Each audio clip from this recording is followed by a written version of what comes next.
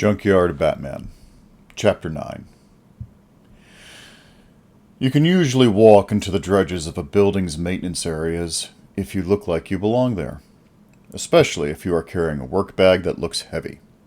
I even nod at a few guys as I pass, and I make my way back down to where all the police tape is. They don't notice that my overalls lack an emblem. Remembering the code Gordon punched in, I let myself into Riddler's empty computer fortress. But I'm not here for the expensive monitors or the fancy gaming chair. I'm here for the bathroom sink. Using the tools from my belt, I cut the caulking away and unfasten the sink. It's heavy, and I struggle to carry it out to one of the hand trolleys left behind from the seized meth. I take a moment to review all of my equipment to make sure I have everything. I have my full bat suit, including helmet and basic armor and boots. I've got cord, tape, medical bandages, my battery-powered heating iron, and my pruning shears. And I've got the cell phone jammer in my bag, hooked up to a battery and humming away. Imported from China through some subtle means, the thing will kill all cell phone signals ranging to the floors above and below me. The pawn shop guy wouldn't let me pay anything for it, claiming it would be on my tab. That makes me a bit nervous, but for later. I'm already nervous as it is. Nobody dies today. Pushing the cart back out, I maneuver it to the maintenance elevator and wait. 20 minutes go by, and a guy working there, likely a general building and repair guy, walks around the corner and spies me waiting. "Hey," he says, eyeing the sink. "Could you key me in? This is a sink to replace a busted one in the lounge. I just need a key for the elevator." My gamble is that he knows the bathroom was wrecked from upstairs from my earlier fight. I also hope that he doesn't ride the elevator with me. Here's hoping he is too busy to escort me directly. Luckily, he nods. "Yeah, let me call that in, just in case." He fumbles with his phone for a few minutes, but what do you know? His signal isn't working. It's amusing in that he pretends to get a text. Nodding, he pulls his fob from his keychain and opens a door for me with a friendly smile. "You're a lifesaver," I say, wheeling in. I keep the cart awkwardly positioned to discourage him from getting on. Once the door closes, I look over the buttons. According to what was publicly available for the tower's schematics, I press a 24th floor for the personal apartments. The elevator ride is brief. I steady my breathing, trying to center myself. This will be the worst thing I've ever done. Rolling out into a storage room, I see an older washer and dryer that had been replaced but not yet removed. The room also has wash basins, a nice wet vac, and the fuse boxes. It's perfect with plenty of hiding spaces. And this is what I do. Pushing the cart aside, I worm myself into a cabinet with my bag and sit tight. It is currently 10:34 a.m., and I've got to hang out in this cramped spot until midnight. That is over 13 hours of waiting. I turn off the cell phone jammer and tuck in. Time does not move quickly. Occasionally someone comes into the storage room. Through the ventilation slots in the cabinet, I see a lanky man in a tuxedo pick up a screwdriver or fetch several rolls of toilet paper, but otherwise the room is silent.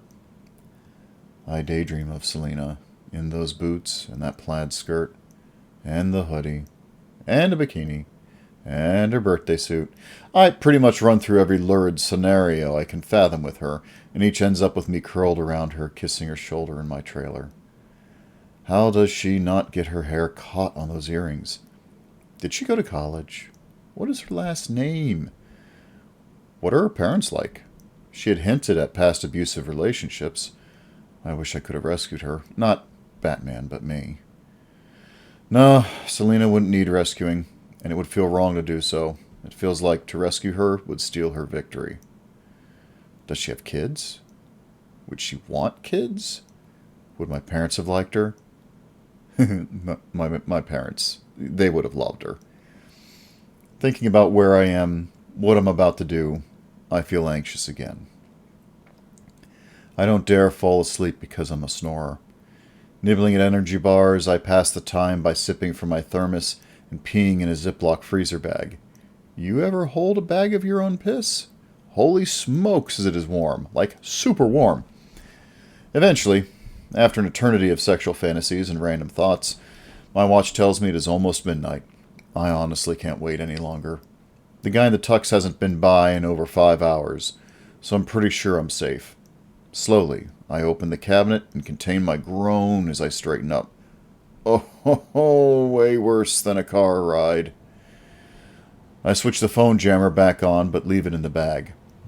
I can't leave any tools behind, especially if they lead back to me or anyone I care about.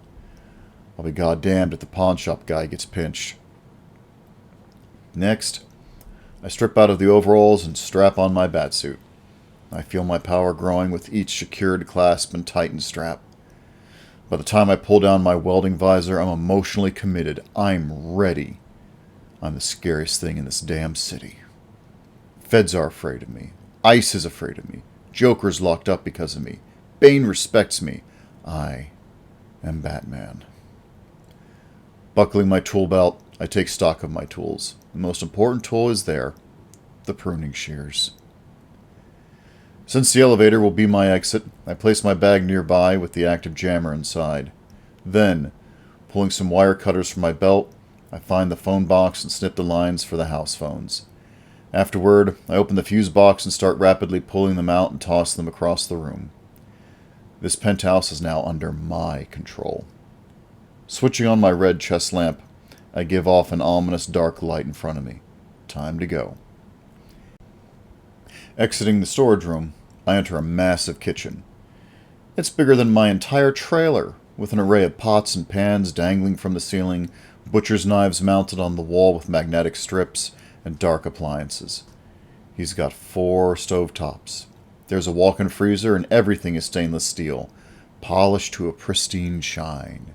Could you imagine being so rich that your kitchen could feed an entire school of kids? And oh, the butler is here. The lanky guy in the tuxedo, just standing in the dark waiting for me. When my red lamp lands on him, he doesn't even flinch. Honestly, it's unnerving. I pull a roll of industrial tape from my tool belt. "I'm not here for you," I say through my transformed voice. "Sit in this stool here." I pull out a steel stool at a breakfast bar and draw the tape out. He doesn't look intimidated or even fazed. What the hell is this? Oh wait, he's attacking. Oh shit! Snatching a knife from the magnet strip on the wall, he flings it at me with such precision that it bounces right off my welder's mask. I see his white gloves grab 2 more knives. Desperate, I pull down a cast iron pan. It becomes a bladed game of tennis, and he is serving. Knife after knife comes for me. I bonk them away clumsily. One buries into my chest armor, but I'm fine. Out of knives he charges, still silent. With his white gloves he chops away at me. I block and deflect each of his rapid hits, but I leave myself open in the race to keep up. He hammers my left arm with astounding strength, and my fingers tingle. My God, this guy in the tux is going to kick my ass. Swinging the pan like Thor's hammer, I aim for his shoulder. Spinning on his heels, he dodges, and then roundhouses me in the head. The helmet takes it, but my vision jolts. He keeps coming with more tuxedo foo, knocking my pan away. I try to grapple him, but he is slippery, slapping away my groping hands each time. I'm falling back, losing ground to the butler from hell. Advancing against me, we parry in front of one of the stoves. I yank it open suddenly, surprising him with the metal door, and bang the side of his knee. He buckles. His sensei didn't prepare him for that. Not wasting a second, I stuff my fingers into the nearby toaster and hammer it into him over and over. I'm toastering him pretty good when I hear someone shout, "Oswald!" An annoyed voice calls out from beyond the kitchen. A flashlight flickers in the round window of the kitchen door as someone approaches. The tuxedoed freak rolls away from under me, using it as a distraction. Breaking away, his fist raised, he eyes me over. "Turn off your light, Ide, and I'll let you go, mate." He has the kind of accent you expect from a Australian gangster. The kitchen door thumps. Someone is coming in. I'm stupefied, but also intrigued. Besides, I can kick his ass afterwards, so I duck behind the counter. As soon as the flashlight hits him, the butler is standing perfectly with his hands folded behind his back. He's not even out of breath. Courteously, he smiles into the blinding light. "Just about to check on the fuse box, Master Burgess. His accent is now high society. He could serve royalty. Fat Cat, peeking in, grunts. Well, see to it. Someone messed up something and should be fired. Also, whomever is my phone carrier needs to be called. Call them. I was watching something on my phone and it lost service. Of course, sir. The butler bows. Mollified, he retreats from the kitchen door and waddles off to wherever he was at rest. I stand back up, and the butler instantly resumes his combat stance. Oh no, and you never hear, he snaps at me, back in his roguish accent. But something begins to click with me. The owner of Penguin is ultra-rich, and likely distanced from the ground workings of his wealth. This butler handles his phone service? Wonder if the butler also handles the maintenance crews. Maybe he was the one who gave Riddler the room downstairs. Not like the elite would be bothered to visit the deepest holes of his own tower. I want Riddler, you tuxedoed freak, I hiss at him. I can't tell what he is thinking in the dark, but his body is deathly still. I continue. Fine. I'll just go ask your boss for him. Walking toward the door, Oswald the butler rushes after me. No, no, he flails. All right, but you must dispose of the body. Wait, he's dead? A part of me is relieved. I don't have to use the pruners. But the butler shakes his head. Not yet. I know, well, I don't, but I know what you are, the Batman lad. The spanner in the gears. What gears? I rear up on him. He's tough, but I want him to see I've got as much fight in me as I need for this scrawny ass. Spill your guts in 3 sentences, I point. I want to know about meth, Riddler, all of it, all the way to the top. In the dark, I see the reflection of his eyes. They flicker toward the kitchen door nervously. I parked Riddler's operation here for safety. When you compromised it, I took him upstairs to here. He's in the safe room. So that's it. This butler is the bad guy. He runs the whole operation, using Penguin's finances. And why don't I take you too? Turn you into your boss right now. A wiry smile bends across Oswald's face in the dark. Oh, but Penguin Holdings is not my true employer. I answer to someone far more imposing. If you get Riddler out of here, eliminate him as my problem, you'll be saving me a lot of trouble. And I'll even tell you whom I work for. Wait, he'd give up his employer that fast? Bullshit, I say. He snorts with amusement. My employer's been eyeing you over, the Batman, since you first appeared. Riddler was employed to rile up Gotham, but he can only motivate the crazies and the mentally worthless given his conspiracy-laden nonsense. But you, he waves a white-gloved finger at me, you are a lad that gets attention. Like my employer. Tell you what, mate. I give you Riddler so long as you agree to a meeting with my boss. An interview of sorts. He'd love that. He'd give up the whole meth operation just for that. I'm completely confused. You're going to let me carry Riddler out of here. He nods. And then what? Give me your boss's phone number? Oswald reaches into his coat and draws out a perfect black rectangle. It has no print on it whatsoever. Come to the back door, Gotham's Art Museum. Tomorrow night. Hold this up, and you'll meet him. Sounds like an ambush. It's the terms of receiving Riddler. And what if I just take Riddler and no show? I trust your word, Oswald says. Keep in mind that my employer would be inconsolable for being disappointed that you wouldn't show up for a simple interview. Interview? Enough questions. This is dragging on. I'm going back for my bag, but then take me to Riddler. I stuff the black card into my pocket. I'll think about Tuesday later. With a sweeping gesture, he leads me deeper into the dark of the apartments. Far down the hallway behind us, I hear grumbling. Fat Cat Burgess is still messing with his phone trying to get a signal. The place, even in the dark, sparkles with absurd amounts of gold leaf and crystal. What little light comes in from the windows travels all over through the chandeliers and white silk carpets. I wish my boots were muddy. Yeah, Batman. Oswald walks me into a guest room. It feels oddly validating having a guy I just fought call me Batman. Bane did too. He pulls on a light fixture. One of the mirrored walls slides open to reveal a small room with a couch and tiny bathroom. There's a screen on the wall, and it is on, filled with colorful images of Japanese cartoon girls all arguing with some bland-looking boy. Seems the safe room has its own fuse box somewhere. The guy on the couch looks at Oswald. "I didn't call you," he says flatly.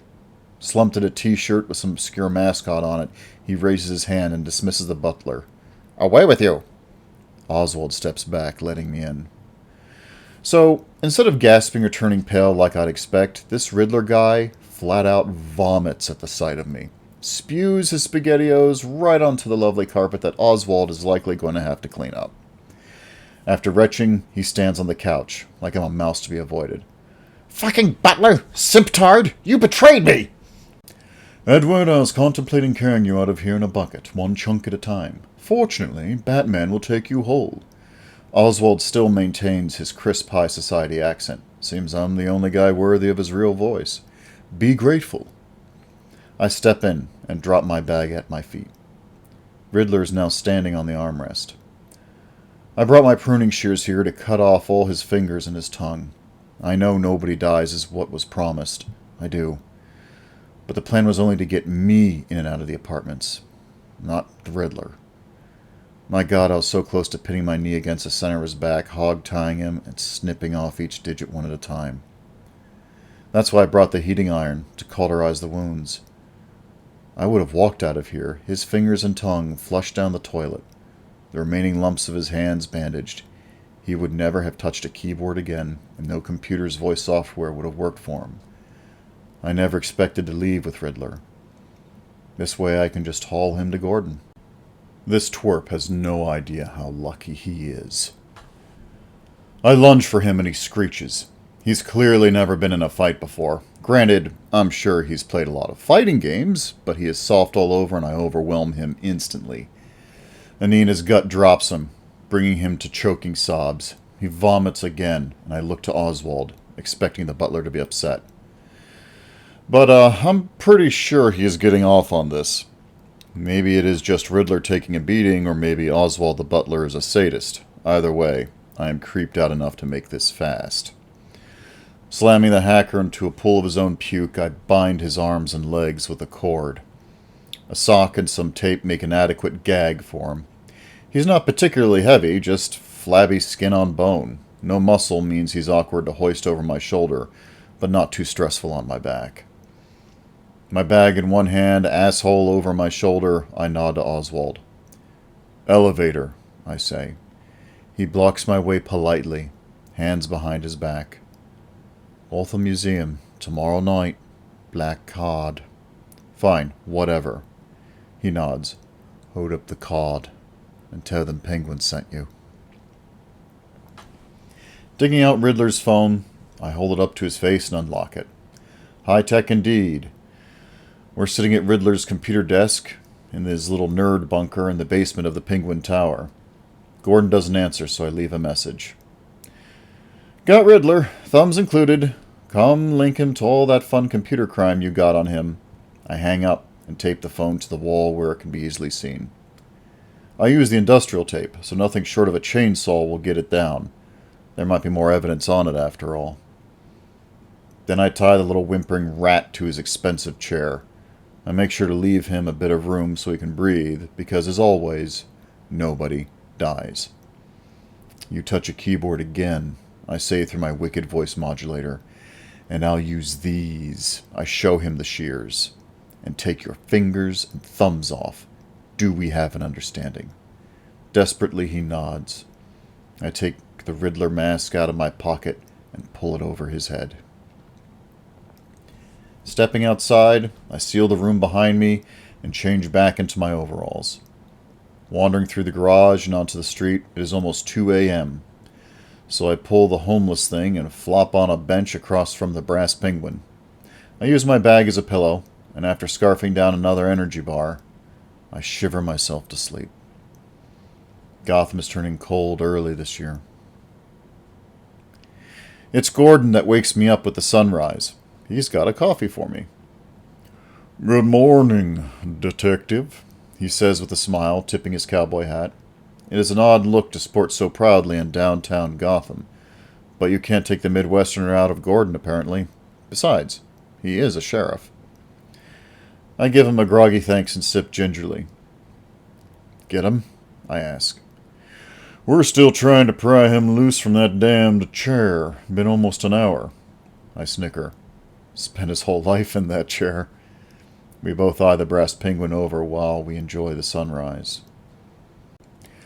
We still might not be able to tie much to Penguin's management or owner, Mr. Burgess, Gordon says apologetically. We'd pretty much have to catch him holding a smoking gun. I'm not so sure of his level of involvement. Give it time, I say. I'll keep digging, but watch his butler closely.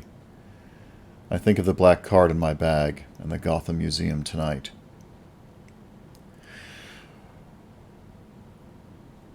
Riddler is all done, I announce at breakfast later that morning at the spool table. Al and Uncle Lou look confused. Police have him. He's toast. Uncle Lou shakes his head. I wouldn't be so sure about that. Al chimes in. Yeah, kid. Lennon died and his little cult just got worse. I sigh. So are you saying there's no victory? I mean, come on. We've gotten rid of meth in the region, rescued innocent people, and shut down a cultist leader.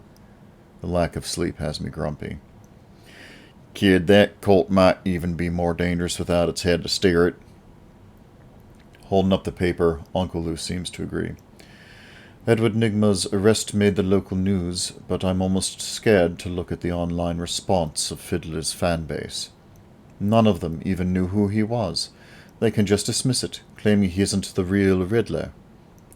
So someone else is going to take his place. What is the point? I sulk in silence. I don't even finish my coffee. Out waiting Al and Uncle Lou, they eventually leave me to go and tend to the yard with my name on it.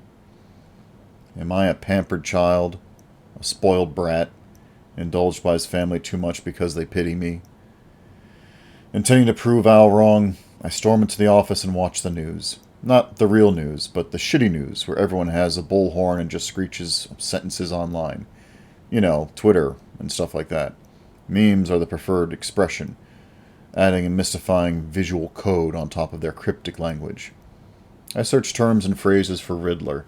Riddle me this, and riddle drop, Batman blood libel, and I eventually come across a lot of these little cultists sharing messages with each other, sometimes in completely random posts. I click my way down the rabbit hole, like an explorer in a dive bell sinking into an ocean of diarrhea. There are 4 new people claiming to be Riddler. New riddle drops are hitting, and there is chaos. This could actually be good, because if this cultist movement splits, they might dissolve. But then they go full-on cipher. I can't even recognize what they are typing as English. Hundreds of them are doing an odd call and response. And then silence. Total, utter silence. A few still chirp replies, but the topic seems to disappear just as fast as it came. This feels so much worse. A police station burning is the first thing we see on the news. Al, Uncle Lucius, and me are all crowded around the laptop. The news feed is scrolling so fast we can't read it as the internet blows up. Tens of thousands of people are in the streets. Some are violent, most are protesting, but all are vulnerable when the Kevlar thugs arrive. By nightfall, the president makes good on his threats, charging in with unmarked riot cops. They've got shields that don't even say police on them, as they kick and stomp their way through the protesting, raging, or fleeing people of Gotham. These troops don't discern. If you are breathing and within arm's reach, you are getting your teeth knocked out. I watch them shoot people with riot guns in the back, stomp people on the ground as they beg, and smack away peaceful people as they try and plead with them. Vicky Vale's running around, avoiding gas clouds, flares, and burning cars. She's composed, her voice is steady, but she is clearly unnerved. The woman never intended to be a war reporter. One of the federal riot guys grabs her by the hair. The last thing the camera sees is the impacting end of a club. I'm out of my chair, running for the Batcave. Al's behind me. I'm making sure you're gassed up, he says. Uncle Lou is on her heels with the cell phone jammer. Keep this under the seat, he says. Everyone's got a camera out there. Let's keep your exposure down as much as we can. I still owe the pawn shop for that, I say through my teeth as I rip off my overalls and reach for my bat suit. No, you don't, kid. Al is all smiles. It occurs to me that he paid for the ballistic shield and the jammer. God damn it, Al. I go a little misty-eyed. He and Uncle Lou notice, and both men walk over to me. We get a group hug going. I can feel their pride and love as Uncle Lou pats my back and Al tussles my hair.